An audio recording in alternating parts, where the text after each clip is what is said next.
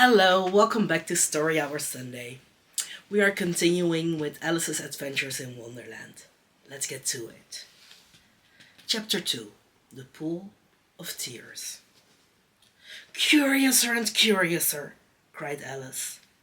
She was so much surprised that for the moment she quite forgot how to speak good English. Now, I'm opening out like the largest telescope that ever was. Goodbye, feet. For when she looked down at her feet, they seemed to be almost out of sight. They were getting so far off. Oh, my poor little feet. I wonder who will put on your shoes and stockings for you now, dears. I'm sure I shan't be able. I shall be a great deal too far off to trouble myself about you. You must manage the best way you can.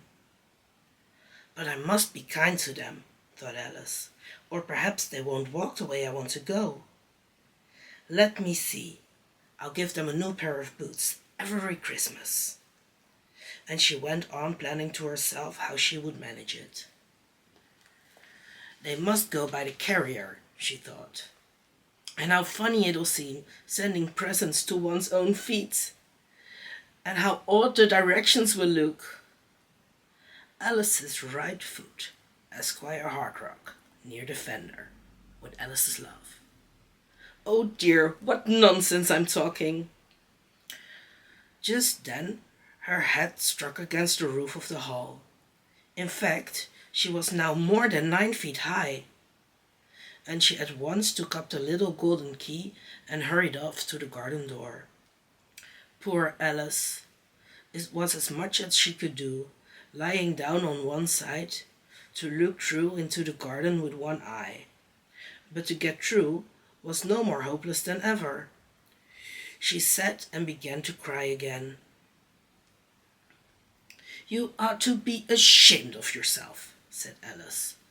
A great girl like you, she might well say this, to go on crying in this way? Stop this moment, I tell you. But she went on all the same, shedding gallons of tears, until there was a large pool all around her, about 4 inches deep and reaching half down the hall. After a time she heard a little pattering of feet in the distance, and she hastily dried her eyes to see what was coming. In fact, it was the White Rabbit returning, splendidly dressed, with a pair of white kid gloves in one hand and a large fan in the other. He came trotting along in a great hurry, muttering to himself as he came. Oh, the Duchess, the Duchess! Oh, won't she be savage if I've kept her waiting? Alice felt so desperate that she was ready to ask help of anyone. So, when the rabbit came near her, she began in a low, timid voice, If you please, sir. The rabbit started violently, dropped the white kid gloves and the fan, and scurried away into the darkness as hard as he could go. Alice took up the fan and gloves, and, as the hall was very hot, she kept fanning herself all the time she went on talking. Dear, dear, how queer everything is today. And yesterday things were on just as usual. I wonder if I've been changed in the night. Let me think. Was I the same when I got up this morning? I almost think I can remember feeling a little different. But if I'm not the same, the next question is, who in the world am I? Ah, that's the great puzzle. And she began thinking over all the children she knew that were of the same age as herself, to see if she could have been changed for any of them. I'm sure I'm not Ada, she said, for her hair goes in such long ringlets, and mine doesn't go in ringlets at all. And I'm sure I can't be Mabel, for I know all sorts of things, and oh, she knows such a very little. Besides, she, and I'm I. And, Oh dear, how puzzling it all is. I'll try if I know all the things I used to know. Let me see. 4 times 5 is 12, and 4 times 6 is 13, and 4 times 7 is... Oh dear, I shall never get to 20 at that rate. However, the multiplication table doesn't signify. Let's try geography. London is the capital of Paris, and Paris is the capital of Rome, and Rome... No, that's all wrong. I'm certain I must have been changed for Mabel. I'll try and say, how doth the little? And she crossed her hands on her lap as if she were saying lessons, and began to repeat it. But her voice sounded hoarse and strange, and the words did not come the same as they used to do. How doth the little crocodile improve his shining tail, and pour the waters of the Nile on every golden scale? How cheerful he seems to grin, how neatly spread his claws, and welcome little fishes in, with gently smiling jaws. I'm sure those are not the right words, said poor Alice, and her eyes filled with tears again, and she went on, I must be Mabel after all, and I shall have to go and live in that poky little house, and have next to no toys to play with, and oh, ever so many lessons to learn. No, I've made up my mind about it. If I'm Mabel, I'll stay down here. It'll be no use their putting their heads down and saying, Come up again, dear. I shall only look up and say, Who am I then? Tell me that first, and then, if I like being that person, I'll come up. If not, I'll stay down here till I'm somebody else. But, oh dear, cried Alice, with a sudden burst of tears, I do wish they would put their heads down. I am so very tired of being all alone here. As she said this, she looked down at her hands, and was surprised to see that she had put on one of the rabbit's little white kid gloves while she was talking. How can I have done that, she thought. I must be growing small again.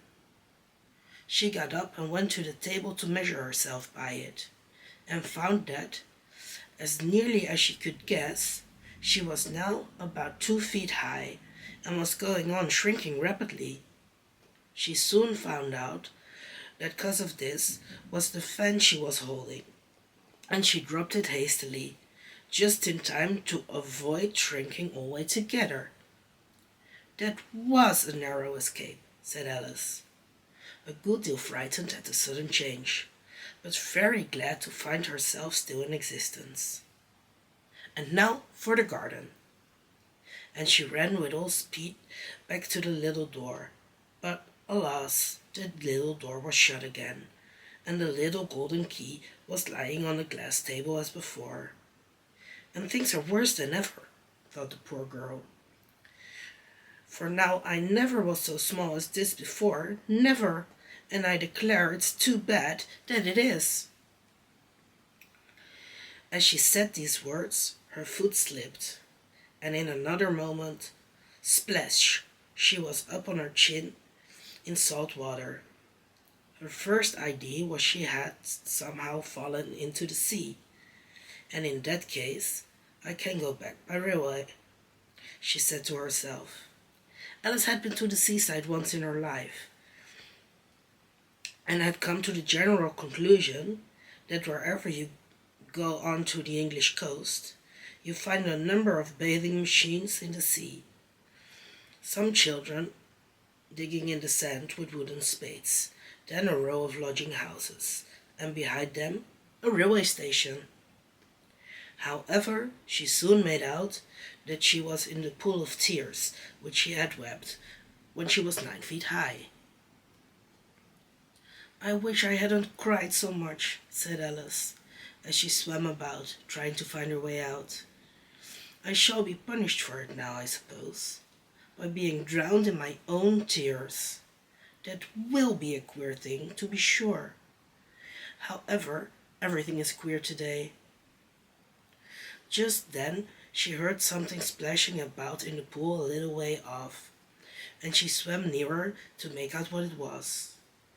At first he thought it must be a walrus or hippopotamus, but then she remembered how small she was now, and she soon made out that it was only a mouse that had slipped in like herself. Would it be of any use now, thought Alice, to speak to this mouse? Everything is so out of the way down here that I should think very likely it can talk. At any rate, there's no harm in trying. So she began. "Oh, mouse, do you know the way out of this pool? I am very tired of swimming about here, oh mouse." Alice thought this must be the right way of speaking to a mouse. She had never done such a thing before, but she remembered having seen in her brother's Latin grammar a mouse of a mouse to a mouse. A mouse, oh mouse. The mouse looked at her rather inquisitively, and seemed to her to wink with one of its little eyes, but it said nothing. "Perhaps it doesn't understand English," thought Alice. "I dare say it's a French mouse, come over with William the Conqueror," for, with all her knowledge of history, Alice had no very clear notion how long ago anything had happened. So she began again. "Où est ma chatte?" which was the first sentence in her French lesson book. The mouse gave a sudden leap out of the water, and seemed to quiver all over with fright. "Oh, I beg your pardon," cried Alice hastily, afraid that she has hurt the poor animal's feelings. "I quite forgot you didn't like cats." "Not like cats," cried the mouse, in a shrill, passionate voice. "Would you like cats if you were me?" "Well, perhaps not," said Alice, in a soothing tone. "Don't be angry about it.